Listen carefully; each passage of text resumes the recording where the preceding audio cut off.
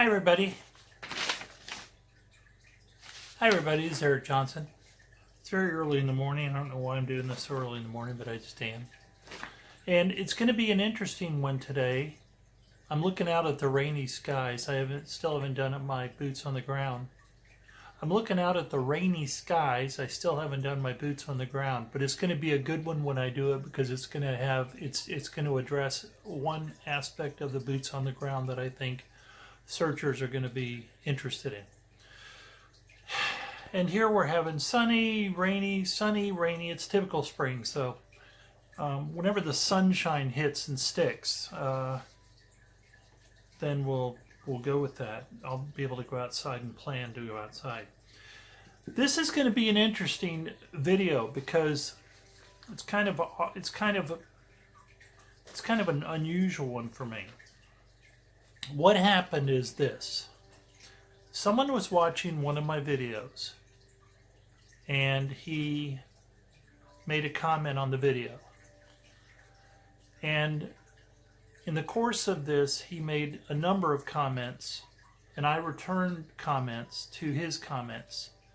And he then, and also were messaging, aside from the comments, were privately messaging.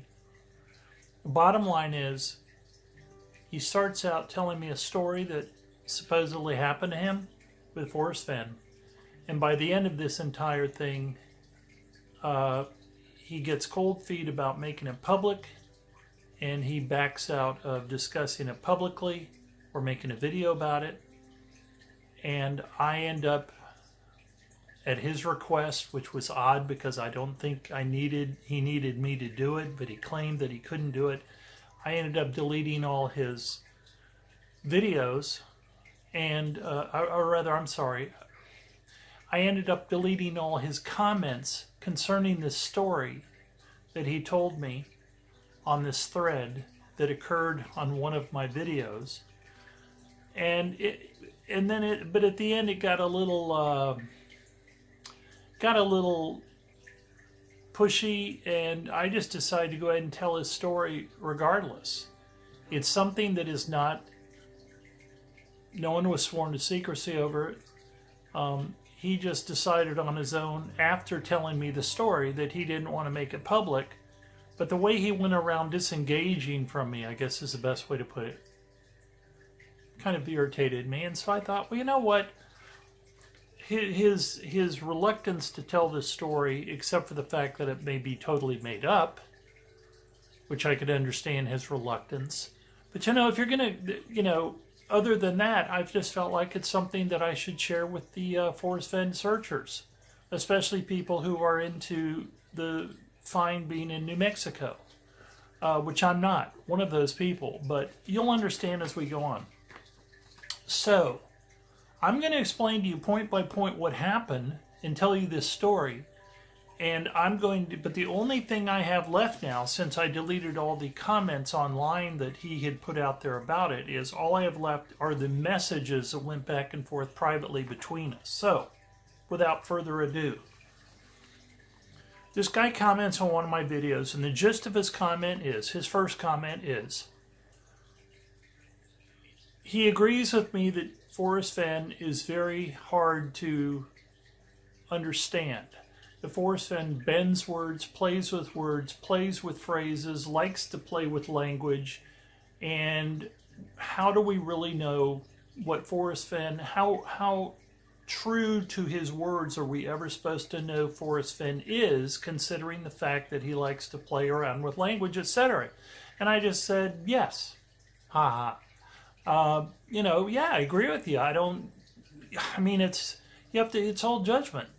If Fenn wants to make a joke about the treasure being more than 300 miles southwest of Toledo, you can either really get into that, or you can just take it at face value. What Fenn admitted later was that it was just a throwaway to appease a woman who kept asking him for clues to the point where she didn't seem to understand he was tired of talking, and he just gave her something that was a completely obvious throwaway line.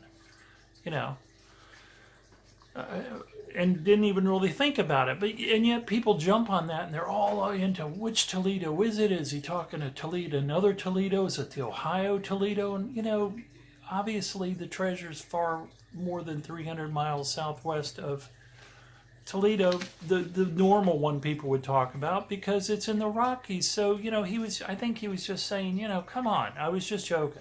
That's essentially what he said. I was just blowing this lady off to get her off, you know, my back, without saying it that.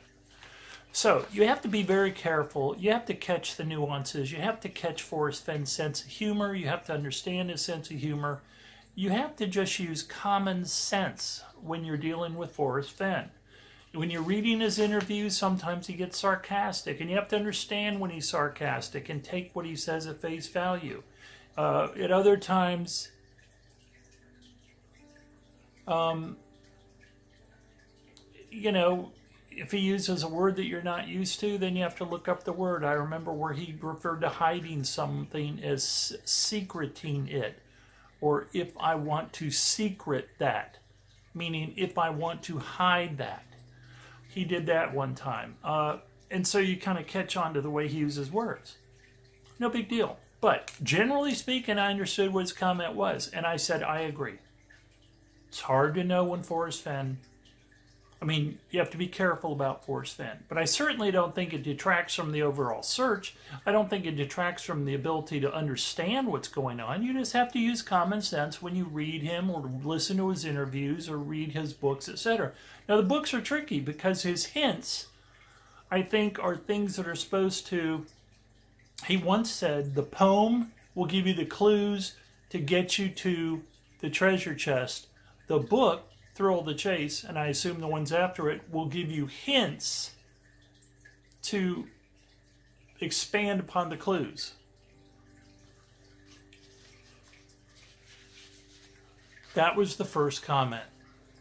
So, I said, fine. I didn't really have much more to add to it. So then he says, well, I'm only telling you this because I know of a particular Fenn story, and I'm not sure how seriously I should take it, and I'm kind of curious what your take on it would be. Are you interested in knowing what the story is? These are comments we're making, right? And we're also messaging. And I go, well, yeah, of course I'd like to know what the story is. So he says, well, he knows a story about somebody met Forrest Fenn, ran into him in Santa Fe, New Mexico, not far from the galleries. I think he said the gallery or the bookstore, whatever. And this person ran into Forrest Fenn, and they supposedly started talking. Remember, folks, none of this is verified. This is somebody on my comment section on one of my videos on my YouTube page talking of Iwi, IIWII Productions, talking about a story he claims to know of. And the story goes like this. This guy runs into Forrest Fenn, sees him on the street, recognizes them. This guy is a searcher. And they start talking. And Forrest Fenn is agreeable to talking. And Forrest Fenn says, conversationally, well, you know, I could walk directly to the treasure chest from here. That's a pretty big deal. He's standing on a street corner. They're standing on a street corner, or they're on a sidewalk. Or Fenn is sitting, I don't know, it doesn't matter what the circumstance is. They're outside on a sidewalk in Santa Fe, and Forrest Fenn says, you know, I could walk directly, was the word he used, to the treasure chest from here. He says it, supposedly says it 3 times to the guy. And then this guy that's making these comments on my page says, well, almost as if Fenn wasn't sure the guy understood the importance of what he was telling him. I mean, after 3 times. Supposedly, Fenn pauses and says very seriously and very emphatically, I could walk directly to the treasure chest from here. The conversation, for whatever reason, breaks up, and this guy who is on my YouTube webpage says he's stumped. What do you think that story means? Do I think it's real? What's my take on it?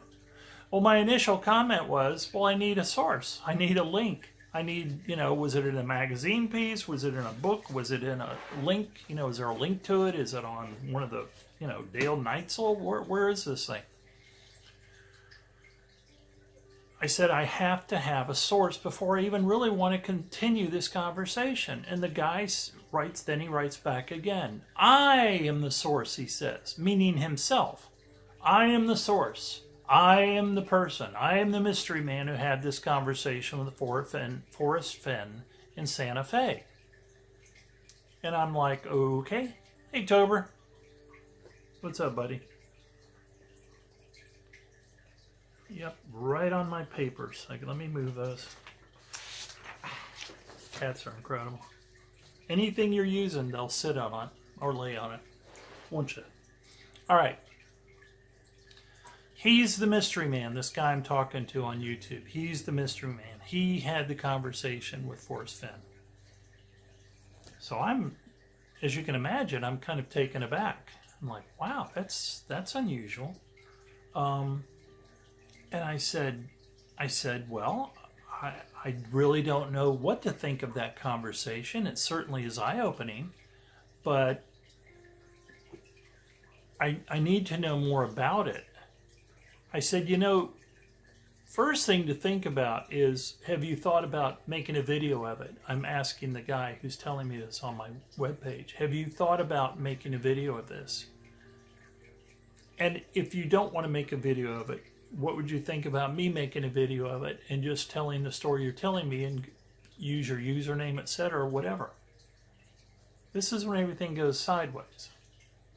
And this is when I'm always suspicious. Whenever I think you should make things public and put a light on it, when people suddenly get queasy, I go, why? It's not any more an unusual conversation or thing for Fenn to say than many others we've all seen, right? I mean, many of Fenn's hints are, well, this is a big deal. It is a big deal to say you could walk directly to the treasure chest from here and you're standing on a sidewalk in Santa Fe, New Mexico. Yeah, it is a big deal. But anyway, long story short,